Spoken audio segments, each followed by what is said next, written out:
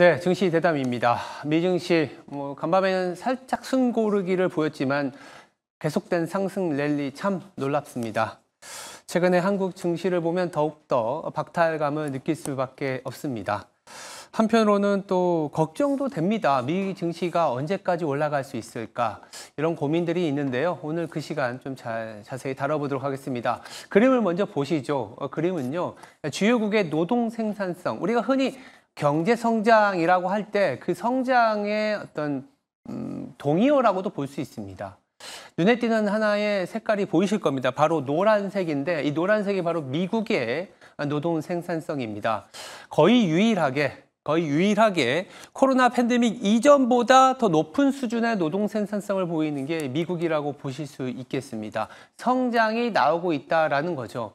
이러다 보니까 왜 미국으로 돈이 쏟아져 들어오는지 그 이유가 있습니다. 성장이 있다라는 거는 파이가 커지는 거고, 파이가 있다라는 거는 돈이 투자했을 때 기대 수익이 더 높을 수 있다라고 볼 수 있습니다. 이런 생산성이 높아지는 그 근거에는 기업들의 투자와 혁신 그리고 규제 완화의 제도적인 도움이 당연히 뒤따르고 있다라고 보시면 될 것 같습니다. 그래서 증시 대담에서는요, 이 미 증시가 이런 생산성이 높음에도 불구하고 밸류에이션적으로는 어떤 부담이 있을지 아니면 추가 모멘텀, 상승 여력이 있을지 자세히 챙겨보도록 하겠습니다. 더불어서 국내 증시도 다루지 않을 수가 없습니다. 차별화된 그 배경 짚어보고 이런 상황에서도 국내 증시에서는 어떤 대응 전략이 필요한지 챙겨보도록 하겠습니다. 증시 대담 지금 바로 시작하겠습니다.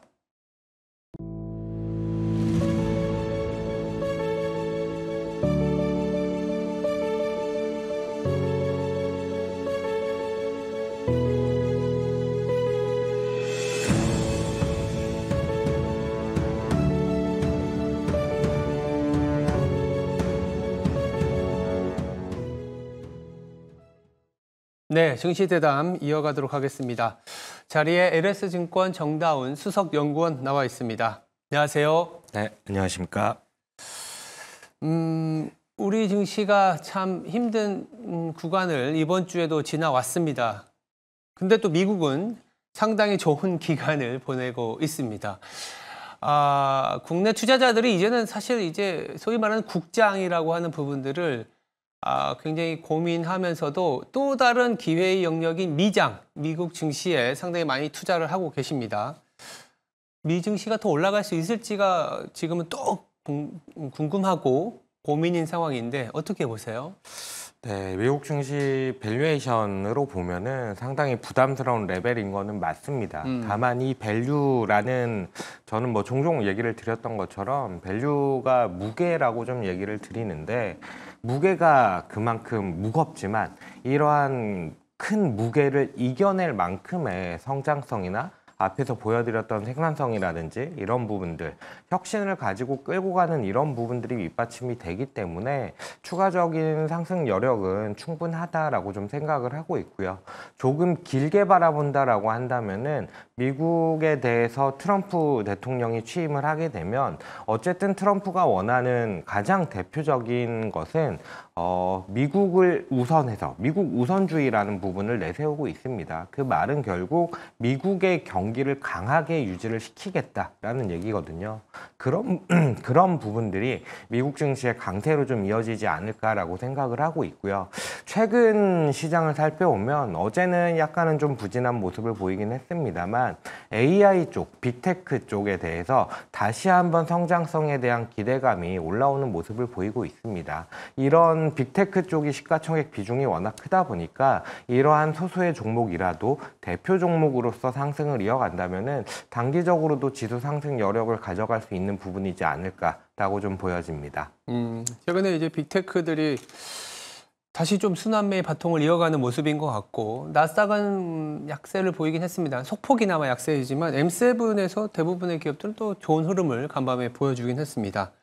그리고 이제 M7뿐만이 아니고 미 증시가 이렇게 이제 어떤 상승세를 유지하는 거는 이 M7이나 빅테크뿐만이 아니라 다른 업종 아니면 이제 작은 중소형주까지 온기가 퍼지고 있는 상황인데 그 배경이 좀 있을 것 같거든요. 네, 중소형주에 대해서 좀 긍정적으로 주가가 움직였던 게 트럼프 당선 이후로 주요 지수들과 비교했을 때 가장 상승폭이 높았던 지수가 바로 이 러셀 2000 중소형주 지수입니다. 이렇게 좀 강세를 보였던 배경이 뭐냐라고 했을 때 크게 두 가지를 볼 수가 있는데, 하나는 트럼프가 법인세를 인하해 줄 거다라는 건데, 이 법인세 인하에는 조건이 붙습니다. 국내 생산, 그리고 미국인의 노동자를 고용을 해라라는 부분들이 있는데, 이런 조건에 부합하는 종목들이 미국의 대형주보다는 중소형주 쪽에 좀 더 부합하는 종목이 많기 때문에 이 부분을 긍정적으로 반영을 해서 주가가 좀 올라갔던 부분이 있고요. 두 번째로는 이자에 대한 부분인데, 금리가 낮아지는 사이클, 금리가 이전에 너무 높았던 사이클에서 잘 기억해 보시면은 금리가 높은 시기에 빅테크만한 게 없다라는 논리로 사실은 빅테크가 약간은 독주해 나가는 모습을 보였었거든요. 반대로 금리가 낮아진다라고 했을 때 그 부담이 크게 확연히 줄어드는 쪽이 중소형주이기 때문에 이러한 금리가 낮아지는 수혜를 가장 크게 보는 것 역시도 중소형주일 것이다 라는 컨셉으로 중소형주가 좀 강세를 보였습니다.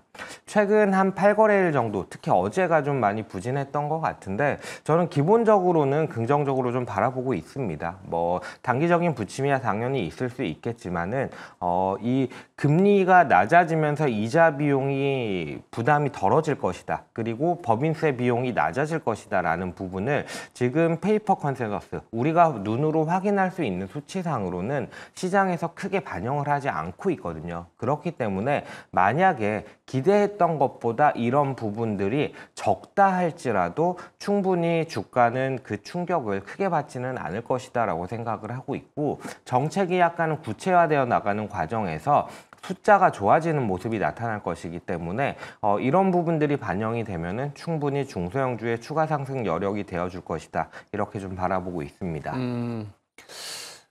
중소형주가 이제 힘을 받고 있는 이유 중에 하나는 이 미국 내 생산이나 미국의 생산성이 이제 그 어떤 아메리카 대륙 내에서 일어나기 때문에 아무래도 그 매출이 중소형주는 그쪽에 좀 집중이 돼 있지 않습니까? 네. 그런 부분들, 그리고 이제 법인세라든지 연준의 금리 인하로 인해서 비용이 좀 하락하는 그런 것들이 좀 도움이 된다.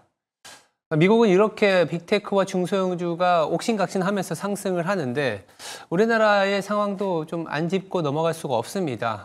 아시겠지만 정치적인 불확실성도 있지만 국내 증시가 미 증시의 상승세에 비해서는 아주 반대로 나가고 있는 상황이 우려스러운데, 일단 잘 알고 계시긴 하겠습니다만 또 그 원인에 대한 진단에 따라서 또 방법이 다를 수 있기 때문에 미증시 상승에도 불구하고 우리나라가 소외되는 그 이유 뭐라고 보세요? 네, 미국 사실 비교 대상 자체가 미국이 글로벌에서 제일 좋은 국가이고, 주가 수익률로 봤을 때요, 한국은 제일 안 좋은 쪽에 속하는 국가라서 아예 그 대칭점이 있더라고요. 맞습니다. 그래서 이 차이가 상당히 좀 극명하게 나타나는 것 같아요. 근데 이제 그러면 원인이 뭐냐라고 했을 때, 한국 같은 경우에는 뭐 대표적으로 아시다시피 트럼프가 대통령이 됐을 때 수출에 대한 규제를 할 것이고, 중국에 대해서 무언가 중국을 성장하지 못하도록 하는 그런 기술 혁신에서 약간은 도태시키려고 하는 전략들을 가져갈 텐데, 이러한 피해를 우리나라는 어쩔 수 없이 좀 받을 것이다라는 부분이 좀 같이 끼어 있다라고 보시면 될 것 같고, 한국 같은 경우는 또 이제 수출이 이미 사실 좀 둔화하는 그림으로 가고 있는 데다가 내수도 생각했던 것만큼 올라서지 못하고 있는 상황입니다. 그러다 보니까 이미 좀 차별화가 나오고 있는 상황이고, 저는 가장 좀 중요하게 바라보는 문제 중에 하나인데, 수급상으로 뚜렷한 매수 주체가 없습니다. 일반적으로 이제 수급이라는 거는 어떤 펀더멘탈이라든지 이벤트가 발생을 했을 때 그에 따라서 움직이는 게 수급이기 때문에 수급이 근본적인 원인이다라고 얘기는 잘 안 드립니다. 근데 지금 수급을 좀 주목하는 이유는 뭐냐면은, 원래 개인 투자자들이 약간의 야수의 심장을 가지고 있다고 표현을 해야 될 것 같은데, 주가가 급락할 때 이러한 급락하는 주가에 대해서 낙폭이 과도하다는 평가를 가지고 좀 매수를 하면서 주가의 하방 경직 경직성을 높여주는 전략을 보여주거든요. 근데 최근 시장을 보시면은 여러 언론 보도로도 확인을 하셨겠지만은 한국 시장에 대해서 개인 투자자들이 한국 시장보다는 해외 주식으로 좀 많이 투자 대상을 변경을 하는 모습들이 나타나고 있다라는 부분이 있는데, 이런 부분들이 사실은 지수의 하방을 좀 약하게 만드는 부분이지 않을까라고 좀 생각을 하고 있고요. 뭐 앞에서도 말씀을 주셨지만 정치적인 불확실성 역시도 추가되면서 약간의 불안 요인으로 남아 있다라고 좀 보여집니다. 사실 제가 12월 시장 전망을 하면서 배당 수익률에 대한 기대를 가지고 트레이딩이 있을 것이고, 이 부분으로 인해서 12월 지수는 나쁘지 않을 것이다 라고 생각을 했는데, 사실 정치적인 불확실성이 부각이 된 이후로 그 부분이 확실히 좀 깨지는 모습이 나타났습니다. 그래서 지수 밴드 자체를 저희가 좀 낮추려고 생각을 하고 있고, PBR 0.81배, 이게 코로나 시기를 제외한 가장 낮은 레벨이거든요. 그 정도까지라고 보면은 지수가 한 2320포인트까지는 하방을 조금은 열어놔야 되는 시기이지 않을까, 이렇게 좀 생각을 하고 있습니다. 네. 2320이게 되면 지난 23년 가을 정도의 저점이겠네요. 23년 가을이게 되면 2200 후반이었거든요. 그때 그쵸. 예, 예. 지수 레벨로 그렇죠. 뭐 의미가 있는 거는 그때부터 수출 증가율이 돌아서면서 반도체 중심의 상승 랠리가, 그리고 제약 바이오라든지 금리 인하 사이클에 대한 기대로 올려놨었던 게 2800까지였는데, 어느새 지금은 다시 또 그 자리를 바라보고는 있습니다. 뭐 그 사이에 이익이 아예 안 늘어나는 건 아니기 때문에 2320이게 되면 저도 어느 정도는 좀 단기적으로는 바닥이지 않을까라는 생각을 하는데, 말씀 주신 것처럼 이럼에도 불구하고 가격적으로는 한국 증시가 뭐 언제 비쌌냐, 맨날 쌌지 이러지만, 그래도 단기적인 급락이 오면 개인이라든지 외국인들이 좀 사주는 그런 역량이 있었는데, 수급이 아예 빠져나가고 있다. 아까 말씀 주신 것처럼 코인이라든지 미국장, 그래서 최근에 환율이요. 외국인들이 예전에는 뭐 언론상을 보면 외국인들이 팔아서 환율이 좀 비싸진다, 그러니까 높아진다라고 하는데, 외국인들의 매도보다 국내에서 빠져나가는 돈들이 더 사실 많더라고요. 그래서 그 상황에서 미국은 또 계속 신고가고 10만 달러의 어떤 코인이 나타나다 보니까 소위 말하는 국장 타출이 더 가속화되는 거 아닌지, 가격이 아까 싸다라는 얘기는 했지만 2300 가더라도 살 사람이 없을 것 같다라는 불안감이 좀 있습니다. 그 부분은 어떻게 보세요? 그렇죠. 이게 대기 자금으로 어쨌든 한국 주식 시장을 투자 대상으로 바라보고 있는 자금들이 있어야 되는데, 이런 대기 자금이라고 할 수 있는 부분들이 사실은 좀 많이 줄어들어 있는. 그러니까 그게 문제인 것 같아요. 한국 시장이 싸지면 사야지라기보단 한국 시장이 맞습니다. 싸질 때 오히려 미국장이 좀 빠진다. 그쵸. 미국장 사는 거 아니냐.